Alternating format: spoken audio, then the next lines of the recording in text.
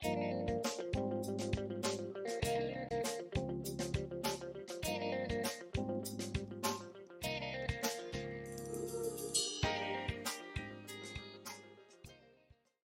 to Trek Table, your Sunday weekly podcast holding Trek space for Black, Indigenous, Brown, women of color, queer or otherwise, and our allies.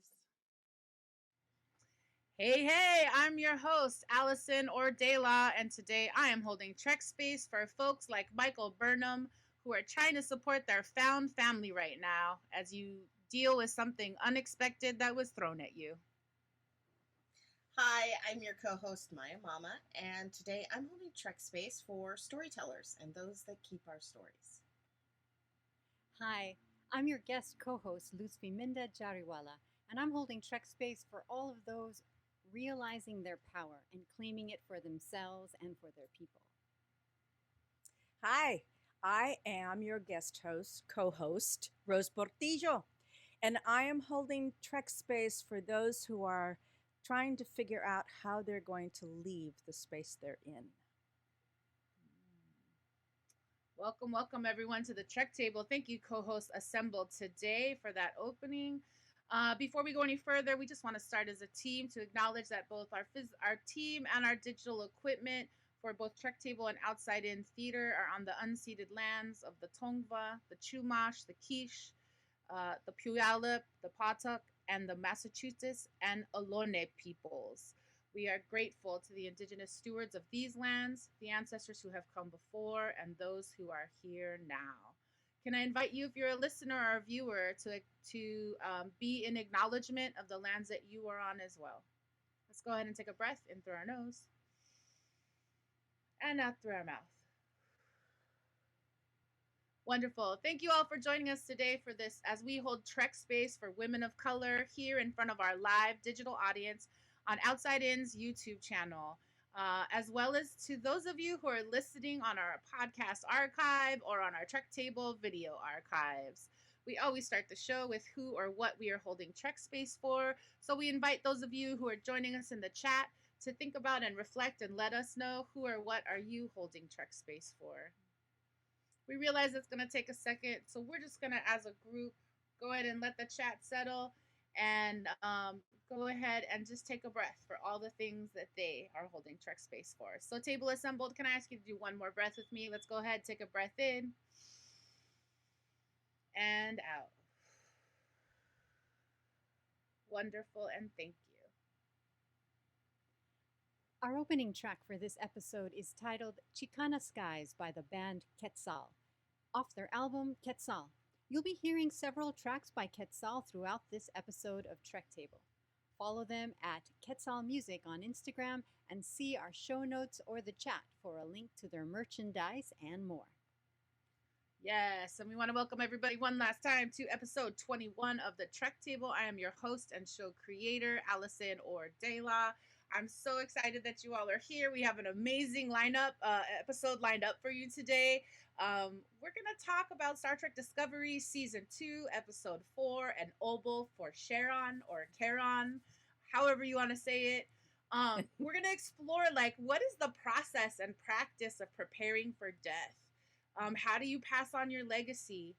And we also want to explore all of the found family bonds that were strengthened in this week's episode of Discovery.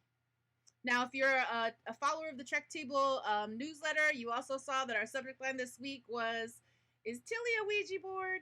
Is Burnham a Death Doula? And what about that Star Trek Exorcism? We're so glad that you could join us today for this BIWOC BIWOC Trek conversation. Hello and welcome. We want to build with you. So we always ask folks as you enter this conversation, how do you enter as a Star Trek fan? Are you Star Trek curious? Are you a newbie? Are you a canon head? Trekkie, OG Trekkie, all the things. How do you identify? Maybe Star Trek fan, Star Trek zaddy, I don't even know. Let us know in the chat.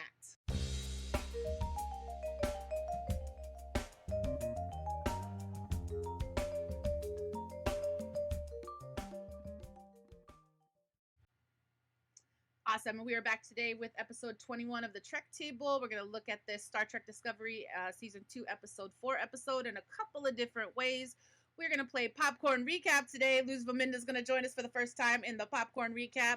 I've got the Trek table questions because Claudia's not here. Marie's not here either, but we still have Marie Has Questions. Only this week, it's the Rose Portillo edition. Discovery Designs coming at us with Maya Mama. We're going to braid it all together in thematics, and spoiler zone today is going to be fun because we're going to talk a little bit about the short treks connected to this episode of Disco as well. Like always, we've got signal boosts, final thoughts, and we always end in gratitude. We honor that people may be on their own journey in viewing Star Trek Discovery. So during the bulk of the show, we will only discuss things that we can remember have been unveiled up through Season 2, Episode 4 of Star Trek Discovery. For other insights, join us in the spoiler zone. Yes, and I just want to say thanks to everybody who is joining us live or on the archive from last week's episode 20. We were at the Women at Warp Festival, Infinite Diversity and Infinite Combinations Podcast Fest. I just want to say thanks to Women at Warp. What's up, Sue? You did so amazing for us and behind the scenes. And I also just want to say thanks and love and appreciation to our co-hosts on that show, Claudia Alec, Maya Chinchilla, and Marie Ren Velez, giving us a jam-packed episode. So I just want to say thanks. They're not here today. We're going to get a chance to see them in the coming weeks, so super excited about that. But enjoy the Sunday off, and we'll see you soon, yeah? I do want to say, though, I'm excited to welcome this particular table today. Welcome to this Trek table assembled for episode 21. Maya Mills-Lowe, Luzviminda Jariwala, and Rose Portillo. So excited to have you all here. So let's just keep continuing this practice that we have and ask you to do a check-in, share your name, your pronouns, a visual description, any access check-in. And finally, that last question we asked before the musical break, how do you enter as a Star Trek fan? Yeah, I'm Maya Mama. She, her, hers are my pronouns. Access check-in, I am being healthy and taking care of myself, but my medication might make me a little sleepy, but I'm pushing that energy up.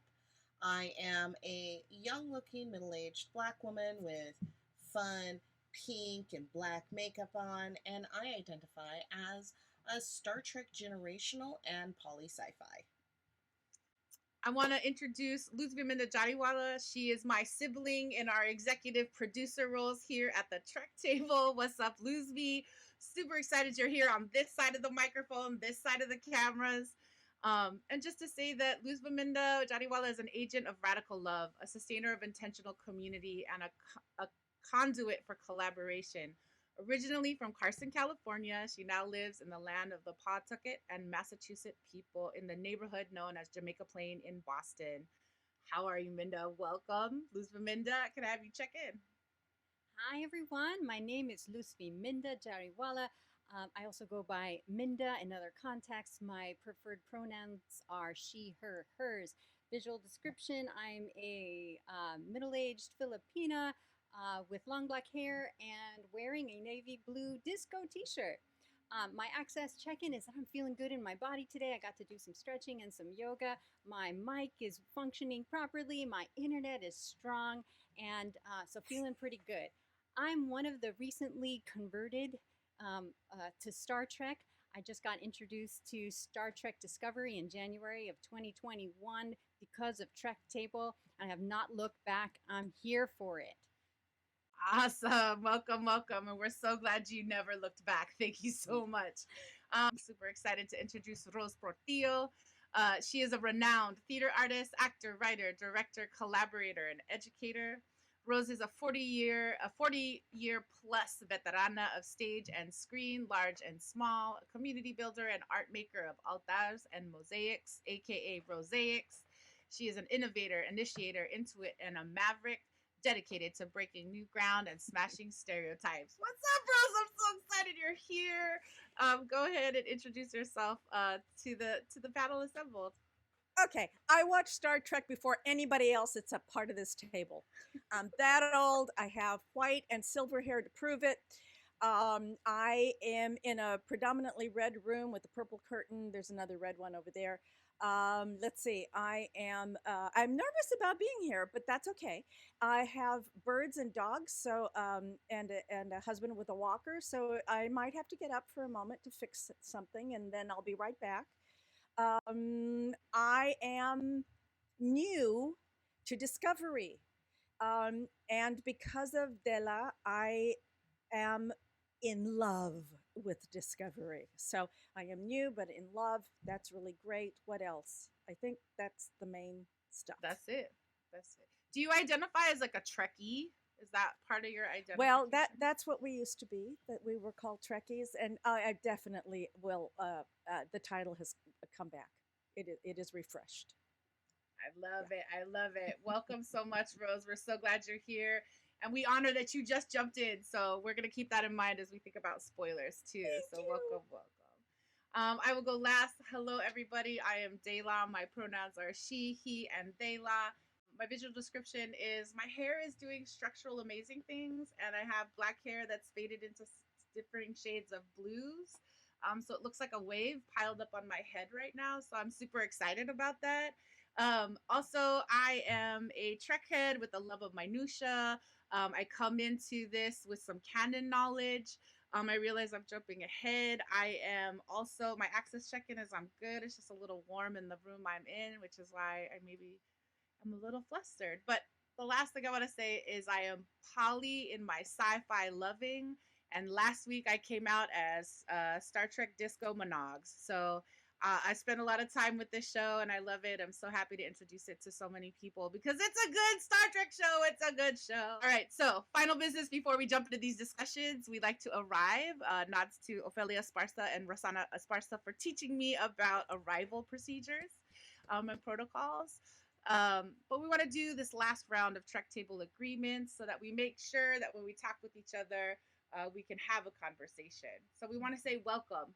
Welcome to all who enter. Whether you're a newbie or raised in a Star Trekking family, welcome. Let's build this space together.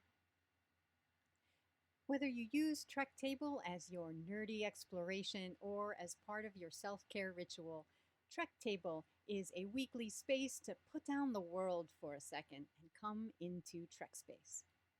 This is a space for Black, Brown, Indigenous women of color to be a fan, a geek, a nerd, and explore the vastness of the Star Trek multiverse. Yes, Trek Table is also a place for allies to come, engage, and explore as well. This is an opportunity for allies to hold space and focus on insights, perspectives, and experiences that we or you may not be familiar with. Now that we're all here, we remind you that we seek to build an environment of mutual respect and listening. We understand that we'll disagree, and that's part of the fun, but there is enough hate going on in the world. We don't need it here. Keep those phasers on stun. Yes, yes. All right, so let's go ahead and take a breath and breathe in those agreements. Go ahead, breathe in. And exhale. Wonderful. All right, here we go. Let's jump into this Star Trek talk. We're going to go with Trek Table. Question number 1, posed to the Trek Table assembled and those in the chat. What do you prefer as an energy source for Starfleet? Antimatter, dark matter, dilithium, or spores?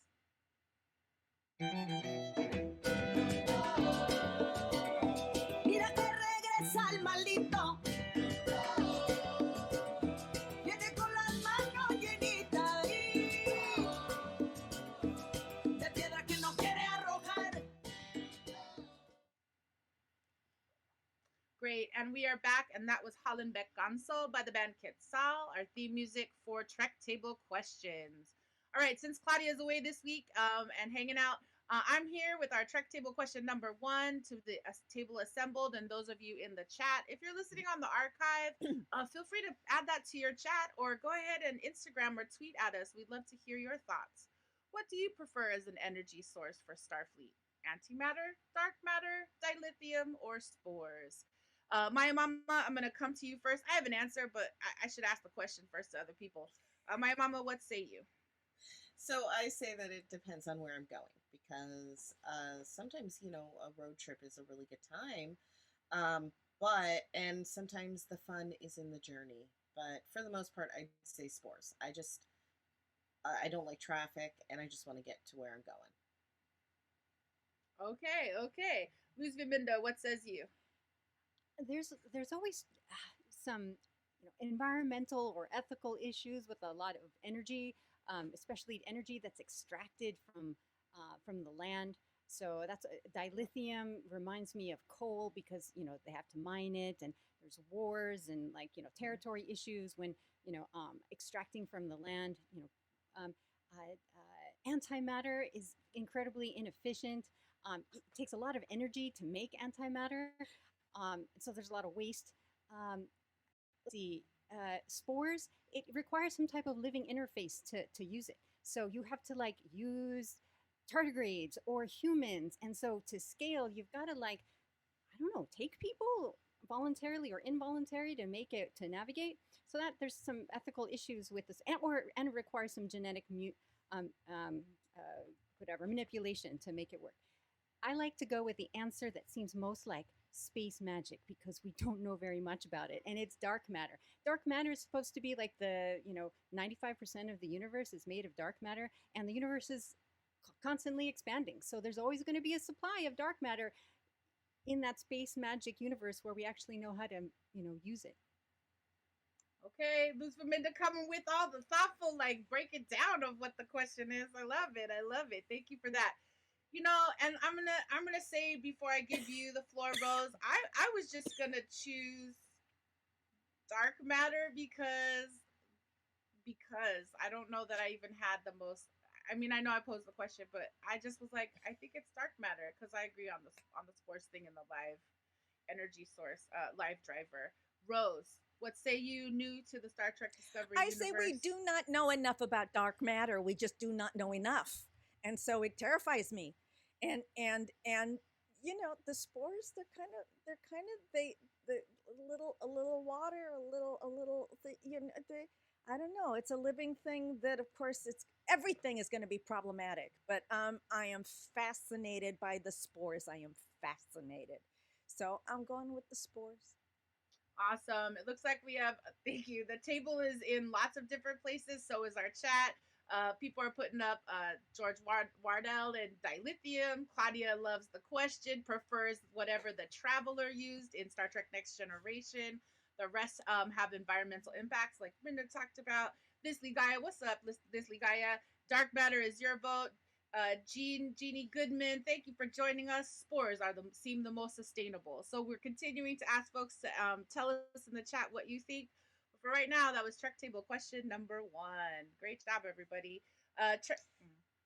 Trek Table is proud to be a part of the digital theater platform at Outside In Theater. Like and subscribe the Outside In YouTube channel for our weekly live digital recordings. Listening on the podcast, check out youtube.com/outsideintheater.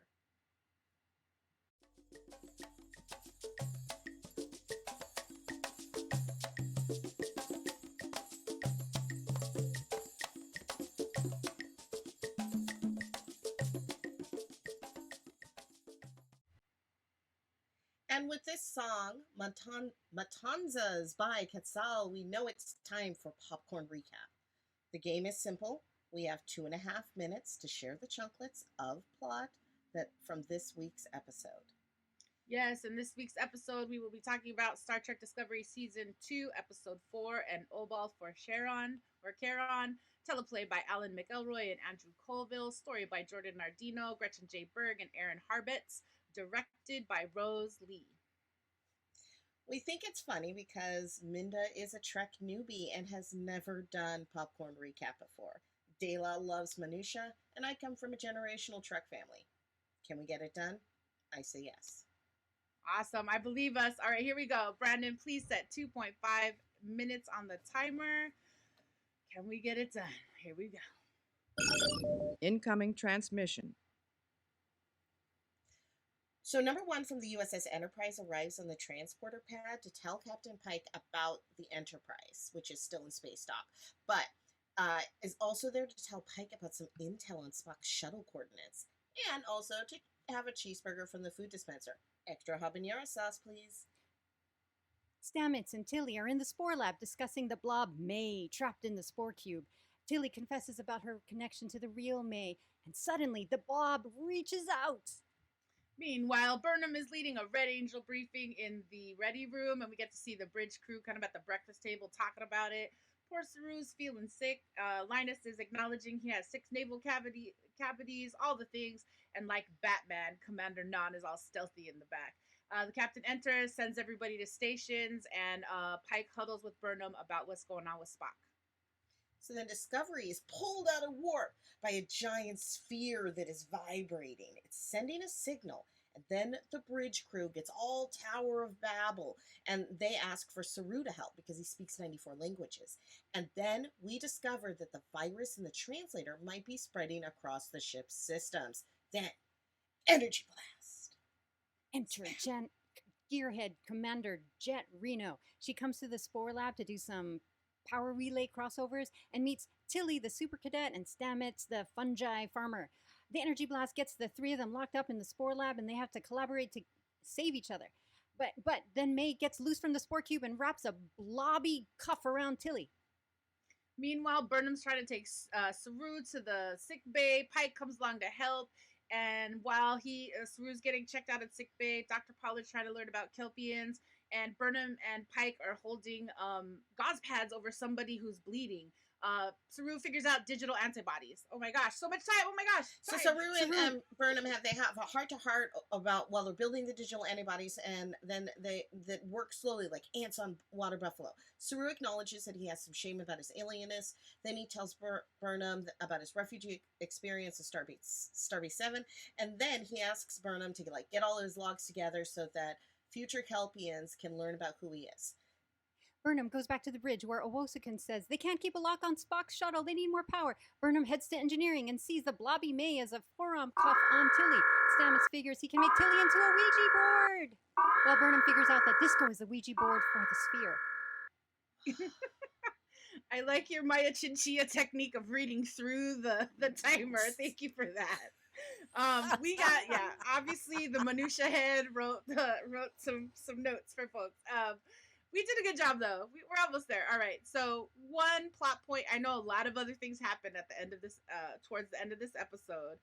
We each get one more plot chunklet to try to help people who haven't seen this episode yet know what happens. We just ended with the Tilly as Ouija board. So I will say that the sphere is 100,000 years old. It is there to pass on what it knows, and it ultimately, because of a Saru Burnham Discovery collab, it is able to share the data and safely push Discovery away from a blast. Maya Mama, can I ask you to share another piece of chunklet of plot? Yes, and Saru has been on his deathbed. He's ready to peace out on everybody, but then his ganglia turns to metal or knives or whatever, and even though Michael was going to help him die, he lives, and he has lots of power, and he's super excited. May, using the Ouija board... and Luzviminda, final chunklet. May, using the Ouija board of Tilly, speaks through Tilly and says that... speaks through Tilly, and as a result, Stamets tries to close the portal to the mycelial network for good. But Tilly ends up in a cocoon that May wraps around her and gets stuck, and that's where we end. Yes. All right. So, popcorn recap is a new thing every time. What a fun way for us to figure this out. Now, we're going to get through all those plot points. We're going to keep fleshing it out in the episode here on the Trek Table. But if you would like an act-by-act breakdown with some specific details and some awesome insight, we invite you to read that recap at Women at Warp. Great job to Sue. Glad to say that we are in community with you after that podcast festival last week. We're going to drop the link in the chats. Great job, Table. We did a good effort. If you're having a good time, let's keep the dialogue going. We invite you to like and subscribe to Trek Table on Instagram at Trek Table and on Twitter at TrekTable1. Join our conversations at hashtag Trek Table, hashtag BIWOC Trek, and hashtag Star Trek Discovery. Marie has questions. What does this mean? Marie has questions. What's happening? She did what? She's from where? She killed who? Yes, yes. Welcome back to Trek Table with our segment Marie Has Questions, the Rose Portillo edition. We want to model here on the Trek Table that it is okay to ask questions, especially for a Star Trek Discovery newbie like Rose, especially with a topic as big as Star Trek. So we have assembled Maya Mama and myself to be some friends and experts and theorists of our own to let you ask us questions. You'll have 2 minutes, Rose, to ask us as many questions as you can while Maya Mama and I try to answer them for you. All right. Okay. Brandon, can we have 2 minutes on the timer? Rose, let's just wait till the timer. Incoming transmission. And being an old school Trekkie, I need to know what's the time frame? What's the timeline for Enterprise and to Discovery? Anybody? Can you help me connect the dots? Oh, with Kirk, Enterprise to with, Discovery? so this takes place like How many only millennial like have maybe 5 to 10 years 10, before right? the 10 years before the original Star Trek, the original series. human years? Yes, Yes. 10 Earth years Oh, before. I'm that. impressed. Okay. Spores. When was the discovery of the spores and their energy source? When did they become like solar panels? I can start there. Last season, we discover when we first meet the Discovery and Paul Stamets. He tells us about his research, and Luzviminda mentioned a tardigrade earlier as a source. Originally, there was a tardigrade involved in the running of the driving of the ship. What Stamets does now, as a navigator of the ship, but it was a tardigrade and now it's a Stamets.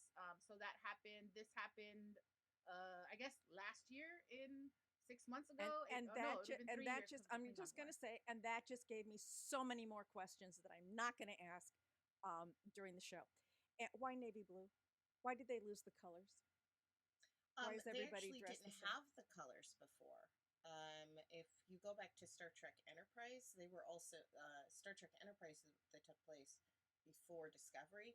They were also wearing their blue uniforms. I believe that the new colors are just part of a retooling for Starfleet. Essentially, everyone got new uniforms.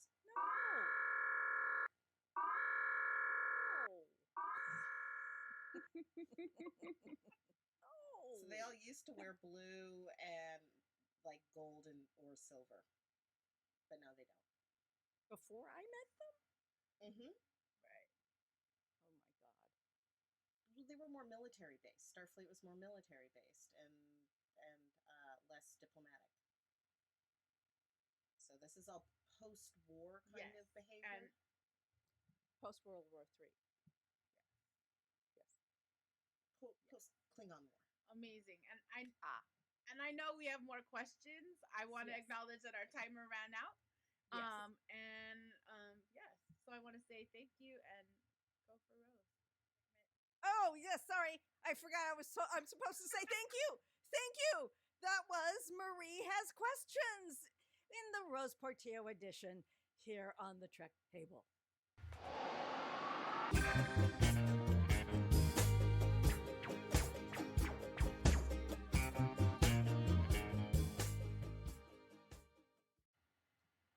Welcome to Discovery Design. Let's dish on the design elements that gave us all the drama this episode. So I've got some topics here, and I'm just going to read them off, and then anybody who wants to respond can just go ahead and do that. So the first thing I want to talk about are the food dispensers. The food dispensers are not replicators. They use a Gupta or Una glucose matrices, which is the structural pattern used by food synthesizers in the 23rd century. Does anybody have any opinions on that you can just go up and order a cheeseburger and fries and no Coke? I was like, how are you not gonna order a beverage? Like, more than the replicator or synthesizer. I mean, I feel like this is a fun spoiler zone combo too. I don't think they have the Una matrices yet. But she was very clear. That's She my was answer. very clear about having a milkshake. You're That's right. right. She Yes, did that's say her something about beverage. the milkshake. We think of it as dessert, but it was But- her beverage. But it wasn't on the tray. It was not on the tray. She did Maybe talk she was- about it, but it wasn't on the tray. Mhm. But yes, you are absolutely right. Now let's move on to number one's uniform. The beautiful gold first officer's uniform that she is wearing with pants. Yellow and with Pants. pants, because number one didn't ever wear a mini. Anybody have any things? One thing that I Color. noticed about I love the mustard yellow color on her. One thing that I recognized on her is her little badge, her little insignia thing. It doesn't have those little tiny pins that say like what rank you are, like the little stars on that show the rank. And then another thing that I noticed is the braids on her shoulders. And it just turned me on to the fact that women have these like 4 braids on their shoulders, or these like stripes, and then the men have 5. And I was like, oh, so what do the gender non-binary people wear? Is it 4, 5, or a different number? So yeah, consistently on the Enterprise uniforms as well as on the Discovery uniforms, the male characters have 5 stripes and the women have 4. That's so interesting. The language translators and all of the malfunctions that come into place when we're on a starship, because it's very multicultural. Any thoughts on?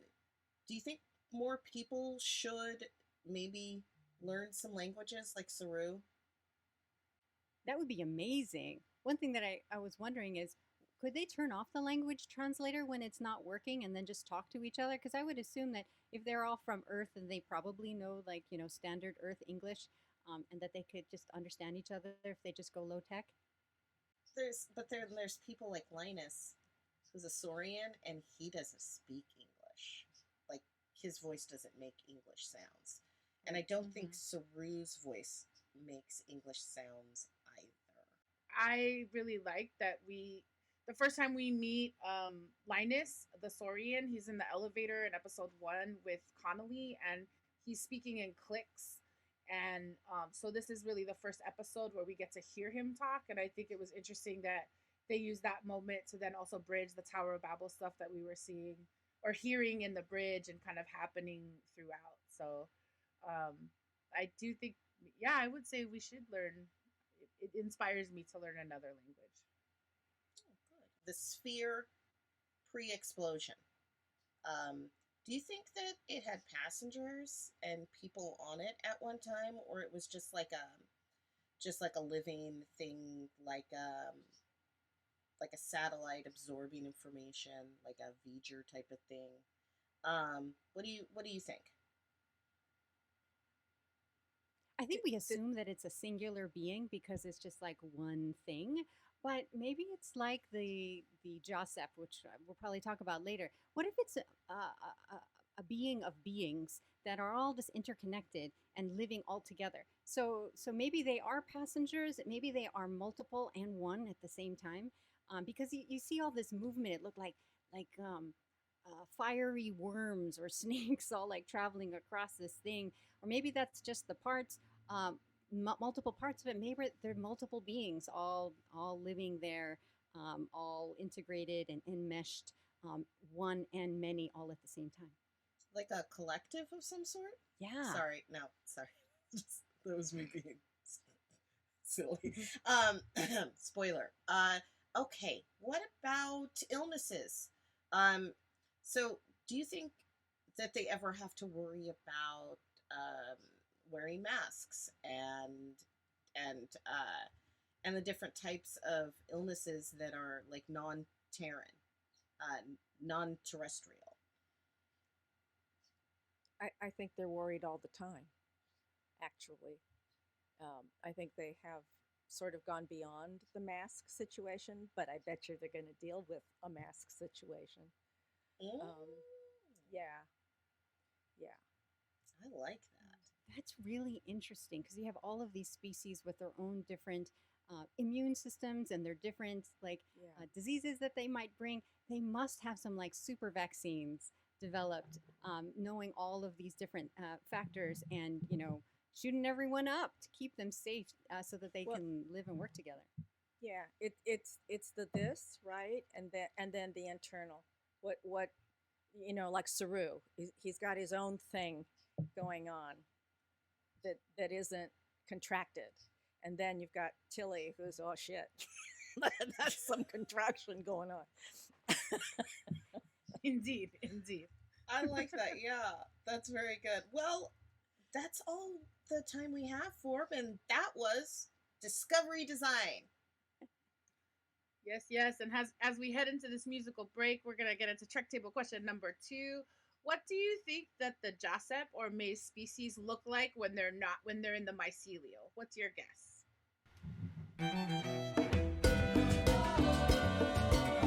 Mira que regresa el maldito. Viene con las manos llenitas de piedra que no quiere arrojar. Awesome, and we are back with Trek Table question number 2 after hearing Hollenbeck Gonzo by the band Quetzal. What do you think the Josep species looks like? Maya Mama, I'm going to start with you, and because of where we are on time, I'm going to ask people to give me 1 or 2 sentences only in your description, all right? Here we go. Maya Mama, what say you? I think that they look like Toad from Super Mario Brothers, but maybe smaller. Amazing. Rose, what say you? What do you think the Josep look like? I always wonder what anybody looks like to anybody else on Star Trek. Actually, how is everything kind of adjusting?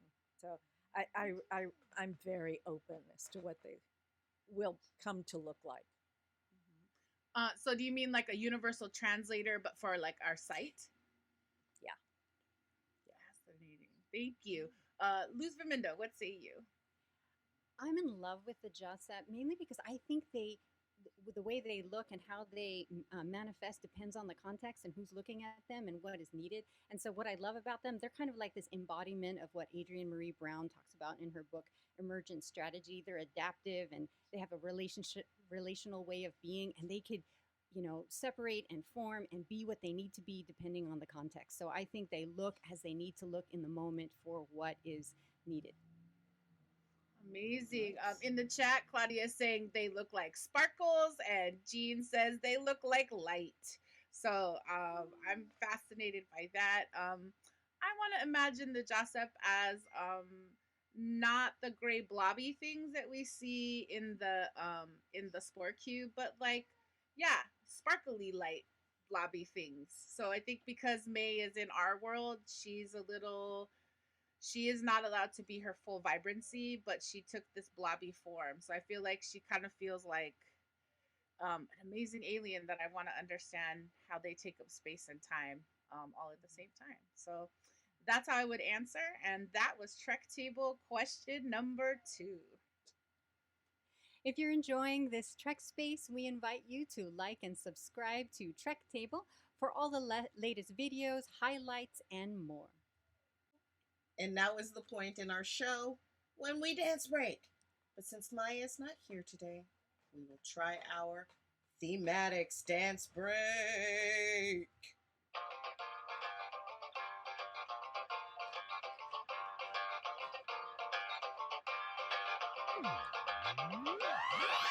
Shift and move and search, we feel and manifest. Slide from uncertainty and legend to intent. All right, welcome to Thematix here on the Trek Table, where we braid it all together and explore deep dives into the themes, insights, and reflections for this week's episode.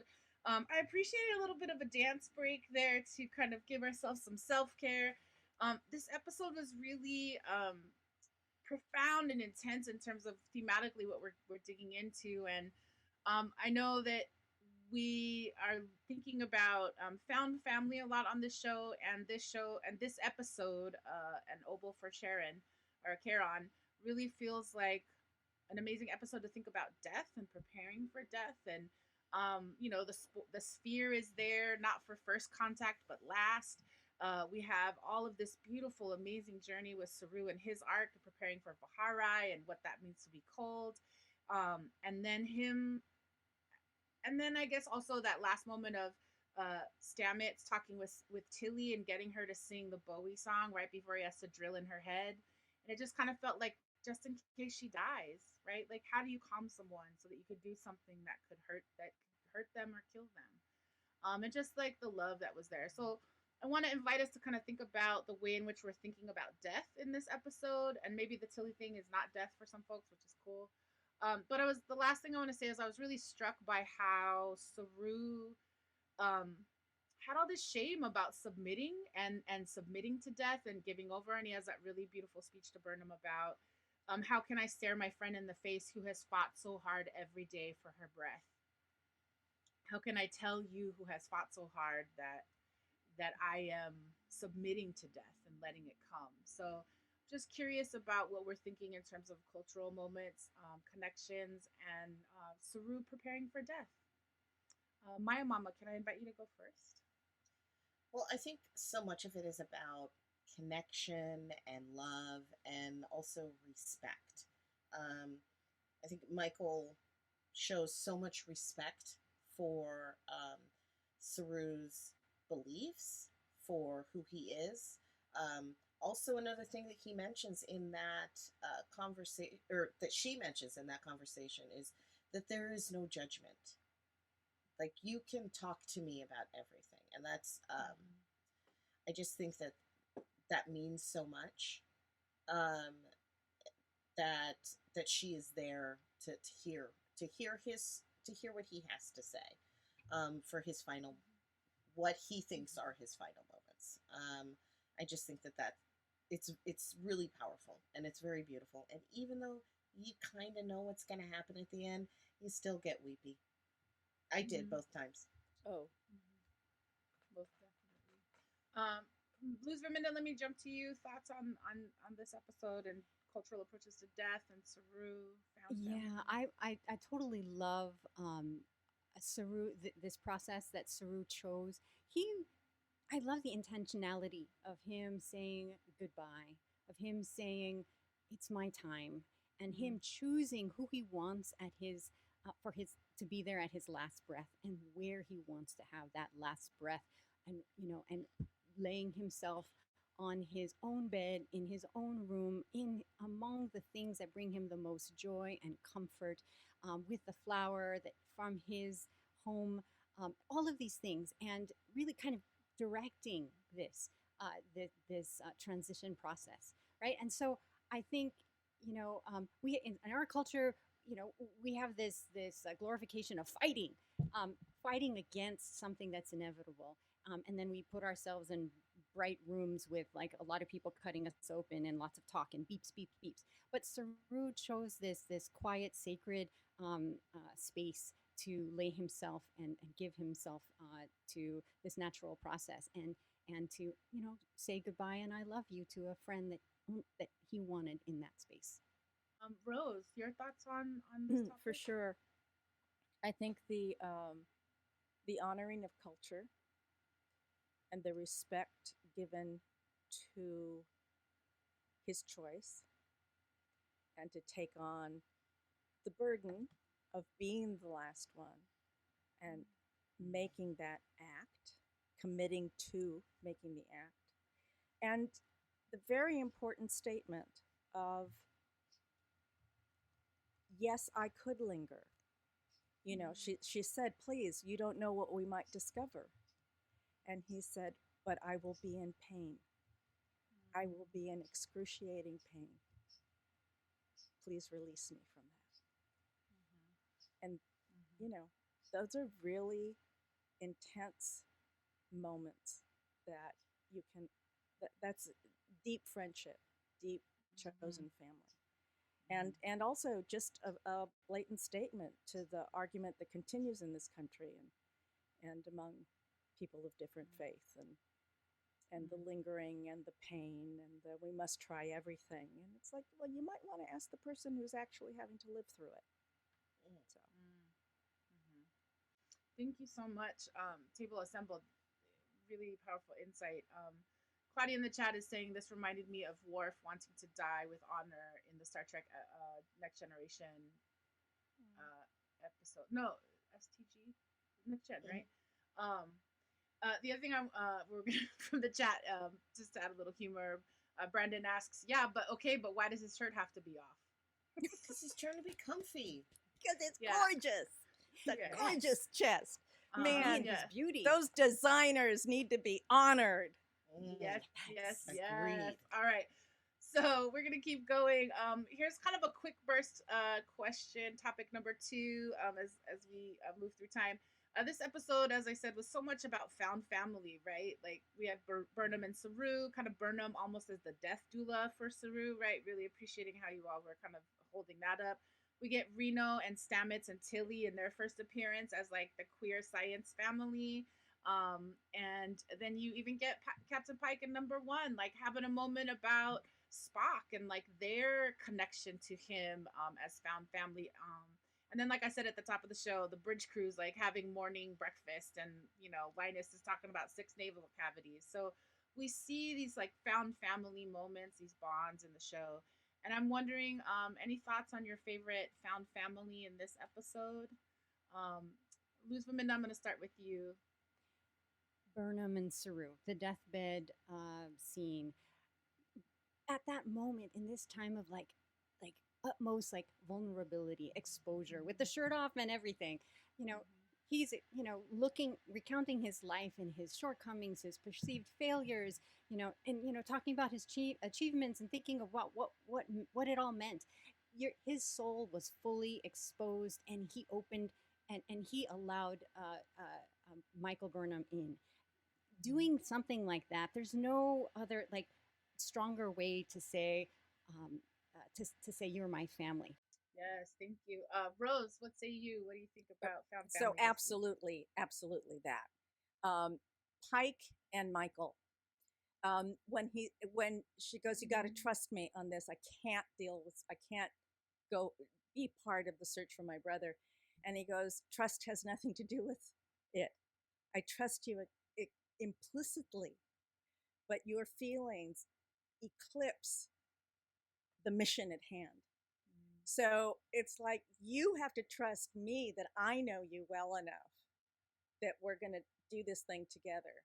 And yet he's listening, and he's going to try and honor her request. And then at the end, where he's finally come to a point where he can honor her request, she's like, "Yeah, never mind.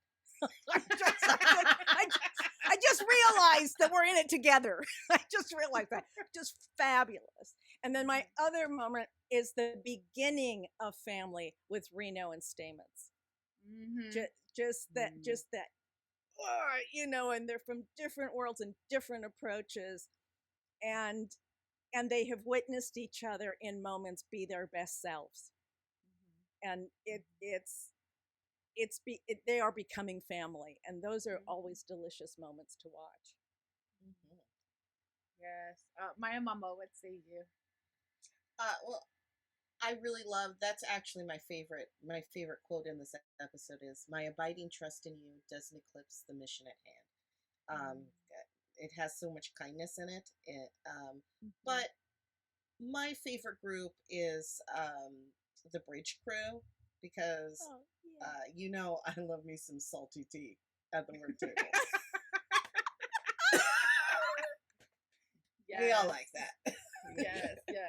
And I want to say, I want to give shouts out to Ebony Adams, aka Ebony Astor, on Feminist Frequency Radio, and her Michael Burnham hair reports.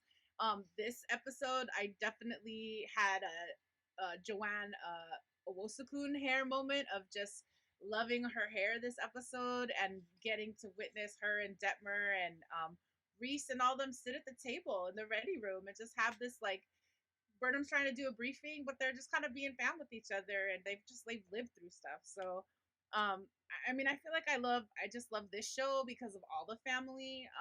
Yes, Burnham and Saru. I'm gonna break my own rule. I do this all the time, but I just really, I do also love the formula. Yeah, I just love all the family. I'm just gonna say all of them. But this last topic is this is also an episode about communication and passing on culture and legacy. We have not a first contact, but last contact with the sphere.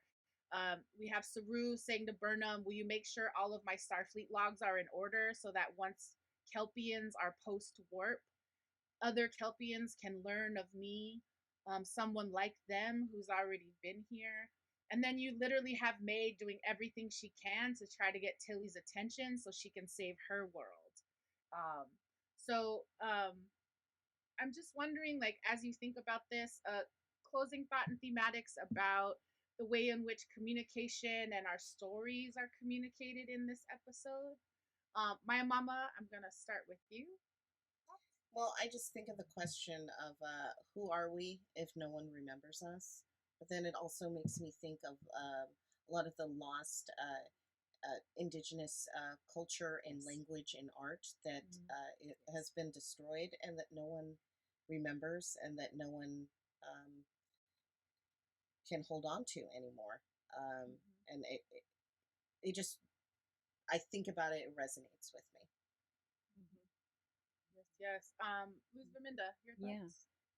Yeah, so it just points to the real responsibility and the importance of the storytellers, the conduits, the empaths that listen, and the listeners. So, like, we have several people in this episode that are serving as those conduits, like, first, and who are asking the question of, what does this person need? Like, Nan comes in and asks, what does the Red Angel need? And Burnham's asking, what does the sphere need? And everyone's like thinking about the needs and stories of the other. Tilly is serving as that conduit. Discovery is serving as that conduit for the sphere to tell its story to the world. Saru is also speaking up for the sphere. And so that there's this power in empathy and listening and carrying on this the needs and stories of those that need to pass on. So, yeah. Yes. Power to the conduits and the empaths, the listeners, and the storytellers. Totally. Totally. Someone should write a song, Power to that, what you just said. Rose, do you have thoughts about this? I would add, however, that the knee-jerk reaction is to respond with fear and feel that they are in the presence of danger. And so it takes for that, they got shields up, everything, we're prepared to just shoot. Reno did it too. And then there's a chill moment, and then they think, and it's like, oh man, what if it's trying to tell me something? What is it actually trying to say? Stop, breathe, listen with your 20 seconds, right? And I also, for me, in this episode, I wrote really big dreamers. Saru in his giving his backstory, or repeating his backstory of being a refugee, and how he morphed himself, how he assimilated, how he survived without losing himself, but still had to separate himself from his home and create a new home. And everything he said was all about dreamers. It was all about the dreamers that are being threatened right now. So I really appreciated that. And given also that dreamers are always being threatened, so I'm sure when it was written, it was happening, and I'm watching it, and it's happening now, even though it's already we're going into season 4. So, but I really, I really appreciated that. Yeah, and I mean, I appreciate what you all are saying, and just that, all these different perspectives. This is why this is why I love Star Trek Discovery. To quote Claudia, Discovery rewards a rewatch. And, I've seen this episode several times. We know Ariana, who's part of our show, this is like one of her favorite episodes. So I want to appreciate all of the opportunity for us to think about these things. Friends in the chat, continue to tell us of what this episode invokes in you. And if you're listening on the podcast or watching in the archive, let us know somehow. We really we're only at the beginning of the season. We've got a long way to go. So We definitely want to think about this. I want to say thanks to the table because we're at that point in the show where thematics would not be complete if we did not jump into the spoiler zone. And because Rose is a Star Trek Discovery newbie, Rose is not going to be in the spoiler zone with us. And so for folks who are also watching synchronously like Rose, go ahead and turn down your volume or mute your audio for the next 2.5 minutes because Brandon, we are ready to go into the spoiler zone.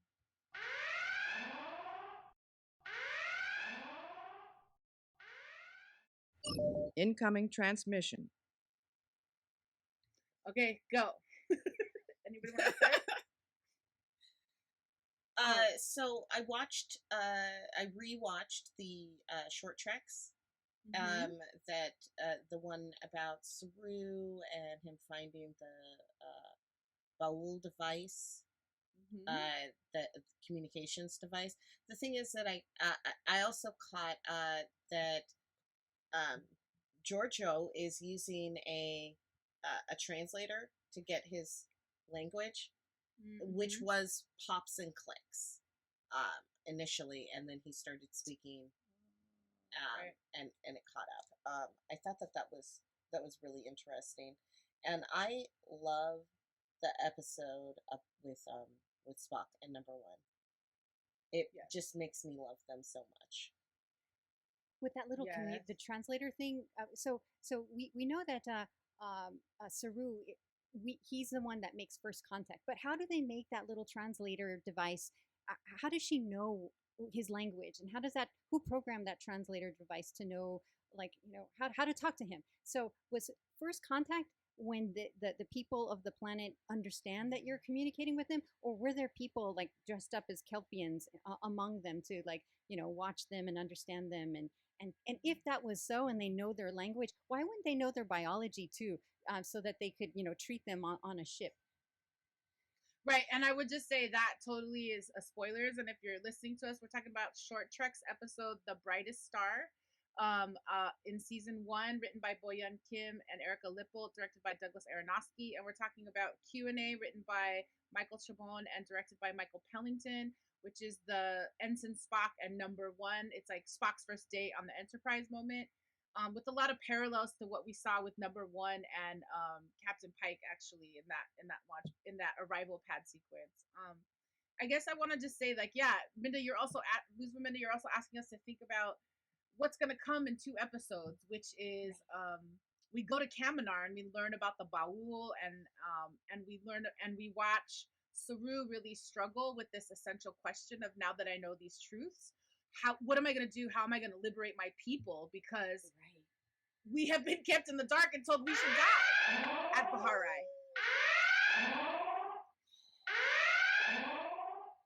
Yes. We just started.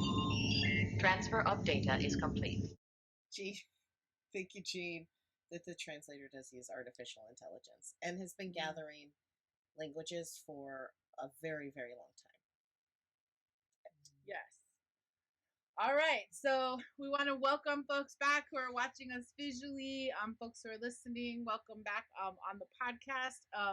That was Spoiler Zone, and we just want to say thank you for joining us for our thoughts on thematics for season 2, episode 4 of Star Trek Discovery, and Obol for Charon. And if you want to help us hold Trek space for women of color and our allies, we invite you to support us on patreon.com/TrekTable. And as we head into this final episode of our final question of Trek Table question number 3, I want to invite you to dream. What would you like to see Jet Reno fix with duct tape?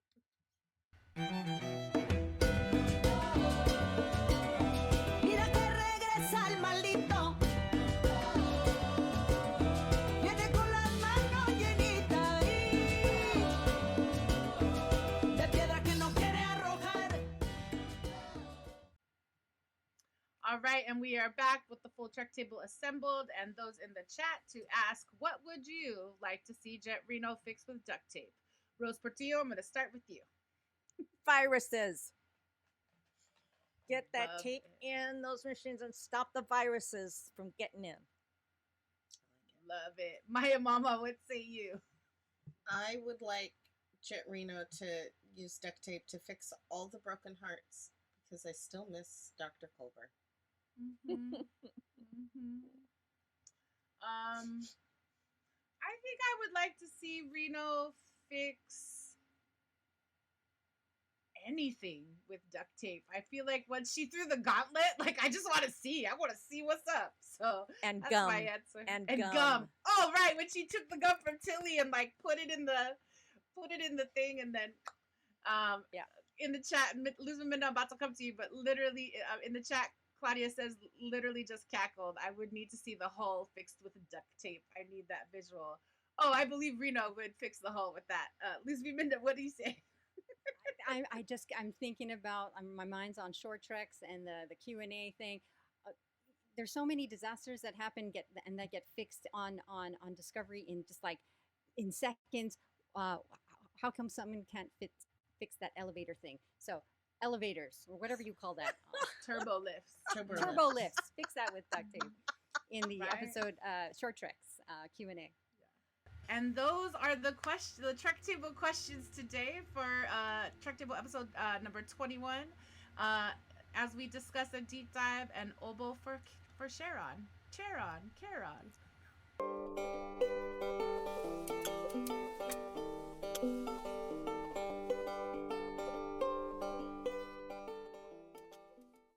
You were listening to the song Dreamers and Schemers by the band Quetzal, and I wanted to name that track today because Rose had mentioned Dreamers earlier in our thematics combo. I also want to acknowledge that Jean piped up in the chat and said that she wants to see them fix the sphere with duct tape. So all the things, so many fun things. All right. So we are in the part of our show where we hold space for Black, Indigenous, Brown, women of color. And we want to be able to amplify resources and highlight the work of women of color content creators, community builders, and world shapers. So we have a couple of signal boosts for today, and I actually get to go first. We just want to amplify that Reservation Dogs is about to premiere on FX on Hulu, and we're so excited because Tazba Rose Chavez is one of the writers. And that show, if you haven't heard about it, it's a breakthrough show in Indigenous representation. Every writer, director, and series regular on the show is Indigenous. In addition to shouting out the writer, we also want to shout out Deveray Jacobs, who takes on the role of Alora Dannon. So lots of amazing things. You can check out the link in our chat, but Reservation Dogs premieres on FX on Hulu on August 9th. Rose, can I have you share our next signal boost? So excited for that. We have enjoyed her music during pre-show and throughout this episode. Trek Table just wants to amplify that singer Marta Gonzalez's book, Chicana Artivistas, Music, Community, and Transborder Tactics in East Los Angeles is now available. And links will also be in the chat and in the episode notes. Yes, thank We you. want to My mama. amplify another podcast, the Interspectional Podcast. Black Witches, fanfiction, diversity and period drama, Star Trek, all these subjects and more will be discussed with actors, creators, journalists, cosplayers, and fans on Interspectional. Interspectional is a podcast focused on having introspective, intersectional discussions on speculative media. So check them out on Instagram at InterspectionalPod. Yes. And if you have a woman of color content creator that you want us to amplify, let us know in the DMs on our Trek Table Instagram or at Trek Table 1 on Twitter. And that is our signal boost for Trek Table episode number 21.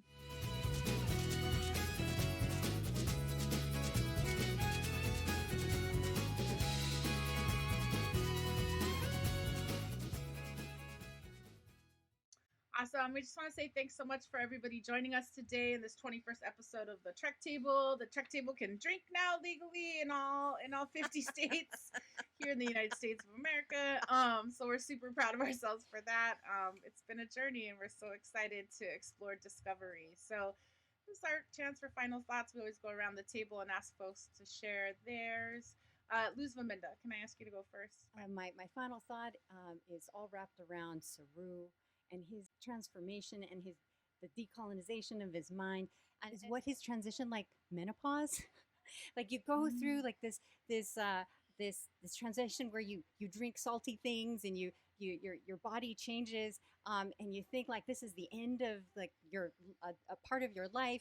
But then what happens is that you really start to come into your own power, and you sit with it and you claim it and say, yes, this is a new me, and what is next.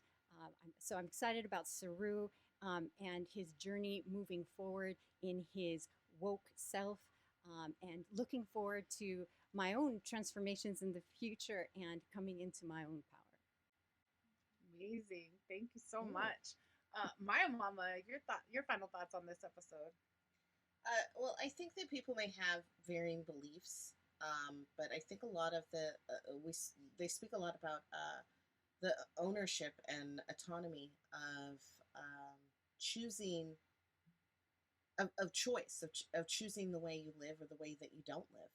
And I think that is really beautiful, that they allow anybody of any species to have ownership and autonomy of themselves, which is, part of what makes the Federation the ideal. Thank you. I will go next so we can let our special guest close us out. But yeah, my thought this episode is just, this is why I love Star Trek Discovery. It gives us an opportunity to really see these intersections around culture and perception and communication and stories. And I really just appreciate the way Burnham and Saru get to name to each other that they are siblings, and just thinking about their arc from that first moment we see them in episode 1 of the show, of the very series, where they're like the siblings who want to nudge each other out at the science station, and how much they want Captain Georgiou to love them both. So I just think about their arc and who they are to each other, and just so glad that, even just humbled by Saru, that even as he lay ready to pass away, he is able to look at Michael and say, I don't want to do this to you because you have already experienced so much loss. And just the makes me sad. So just feeling all the feels of like what it means to be in the work with somebody and to feel them as a sibling. And that's my final thought today. Guest co-host Rose Portillo, your final thoughts on this episode? The importance of bearing witness and really holding another's love and life and friendship, and his the ability to be brutally raw and honest with each other. And as he is speaking his shame, she says, but you found yourself among the stars. So, I just think that there are always moments in these stories that say what I would like to say to all of us. We, as Shakespeare said, we are made of stars. We are stardust. And that theme continues through, and the theme of transformation. And they all are going through a transformation. So there is so much beauty in these stories. And the most important thing is to listen. Share story. He says, my world expanded with every story I heard. So to continue to share our own stories. And, we are star travelers. And those are our final thoughts on Star Trek Discovery Season 2, Episode 4, An Obol for Charon, here on the Trek Table.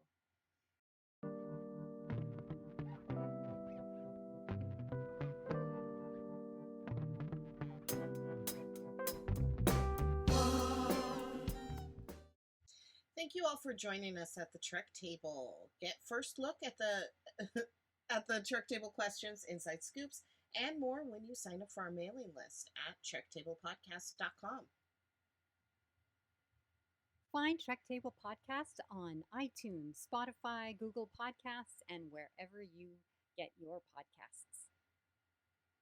Yes, and next week you can join us for Saints of Imperfection, Episode 5, Season 2 of Star Trek Discovery. And we just want to invite you to like and subscribe to this channel so that you can get more Trek Table in your algorithms.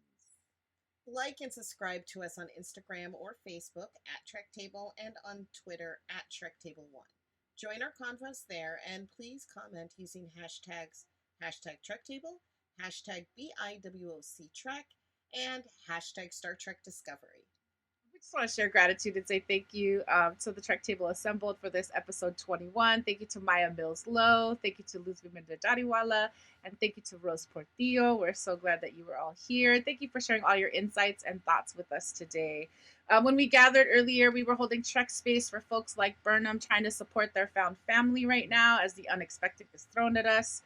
Storytellers and those that keep our stories, all those realizing their power and claiming it for ourselves and their people, and for those figuring out how one is going to leave the space they are in. In the chat, folks also let us know they were holding Trek space for those looking back with fondness while they continue moving forward. We here at the Trek Table just want to say thank you on behalf of myself and our other executive producer, Luzviminda Jariwala. We just want to say thanks to our production team, production coordinator Brandon Chang, artist coordinator Terry Hashimoto, social media manager Isio Borlasa, and stage manager Ariana Michelle. Deep gratitude and thanks to Outside In Theater, with extra thanks to Arlo, Alex, Danny, and Tamlin. Yes, we want to say thank you so much to Visual Communication. Thanks, Abe and Francis, and all of our friends across the Star Trek multiverse. Trek Table is a service mark of Death Projects, LLC. Yes, we want to say thanks everybody for joining us for this special episode 21 of the Trek Table. We're going to close out this ritual for today, so I'm going to invite folks to ground yourself one last time. Take that breath in through your nose and out through your mouth. We hope that you will join us next Sunday, August 1st, when we dive into Star Trek Discovery Season 2, Episode 5, Saints of Imperfection, available now on Paramount+. And we'll meet you back here at the Outside In Theater YouTube channel at 4 o'clock Pacific time next Sunday so we can talk about Trek. We'll be holding Trek space for you until then. Have a great week, everybody. Bye.